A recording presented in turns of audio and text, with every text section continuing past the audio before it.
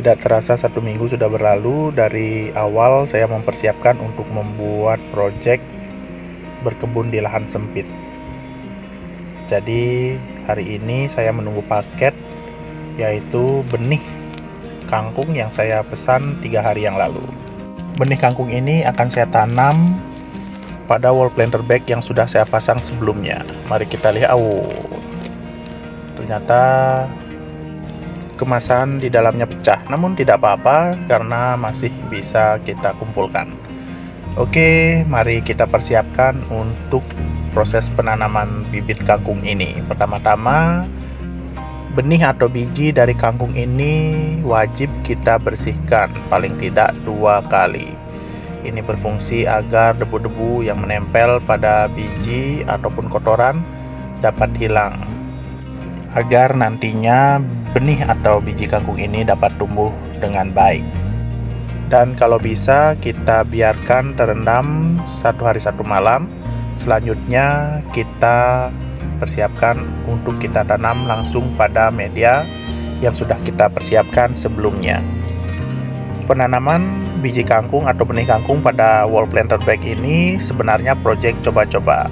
Jadi saya sendiri belum tahu hasil atau bagaimana nantinya, apakah biji atau benih dari kangkung ini dapat tumbuh dengan baik atau tidak.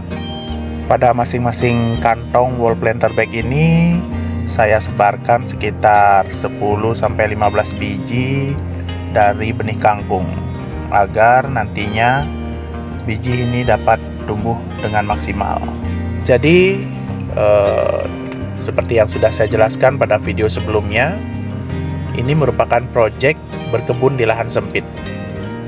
Selain benih atau biji dari kangkung yang sudah kita semai pada wall planter bag yang kita siapkan, saya juga sudah menanam atau menyemai biji dari tanaman cabai yang sudah saya sebarkan pada pot-pot merah ini.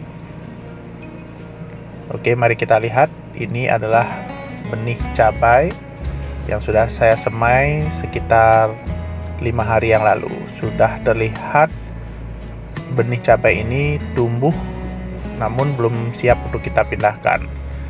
Selain cabai, di sini saya juga mempersiapkan benih tomat. Jadi ini juga iseng-iseng saya semai pada pot seperti ini. Nanti setelah berumur 7-10 hari, benih ini akan saya pindahkan ke media yang lebih besar. Dari setiap proses proyek ini kita harus tetap bersabar.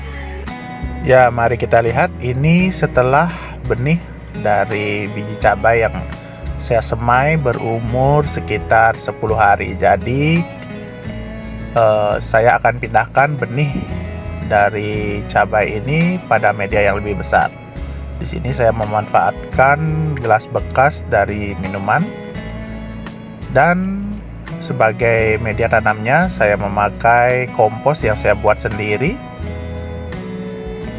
Jadi benih cabai akan saya pindahkan pada masing-masing gelas ini.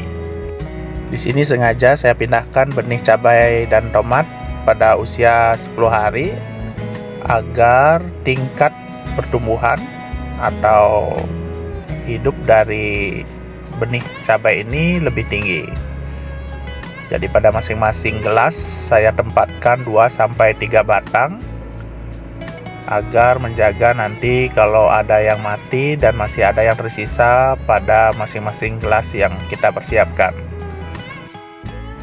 Dan jangan lupa lakukan penyiraman secara rutin pada benih cabai yang sudah kita pindahkan pada media gelas ini, paling tidak sekali sehari, agar tingkat kelembapan dari media tanam pada bibit cabai ini tetap terjaga. Selanjutnya, setelah benih atau bibit cabai dan tomat yang kita persiapkan berusia 14 hari atau sekitar 2 minggu, ini wajib kita pindahkan lagi pada media yang lebih besar. Hal ini kita lakukan agar tanaman dari cabai dan tomat dapat tumbuh lebih optimal. Dapat teman-teman lihat di sini, benih dari cabai sudah saya pindahkan pada ember bekas cat yang berukuran 5 liter seperti ini. Jadi ini sistem yang saya pakai adalah semi hidroponik kapiler, karena di bawahnya saya mempersiapkan bucket yang berisikan nutrisi. Jadi dalam perawatan nantinya kita tidak harus setiap hari melakukan penyiraman. Oh ya, di sini juga saya tambahkan pecahan atau remahan bata seperti ini pada bagian atas dari media tanam. Ini berfungsi sebagai pemberat. Selain itu, agar tingkat kelembaban dari media tanam yang berada di bawahnya tetap terjaga, karena ini akan saya tempatkan pada area yang terkena sinar matahari langsung.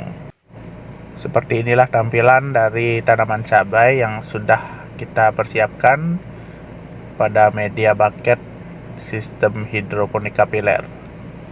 Selain itu, di sini juga saya siapkan benih-benih tomat dan cabai yang saya tanam pada polybag berukuran 25. Oke, selanjutnya mari kita coba siram media yang sudah berisikan bata merah tadi. Dapat Anda lihat di sini air dapat terserap pada bata sehingga tingkat kelembaban pada media tanam tetap terjaga.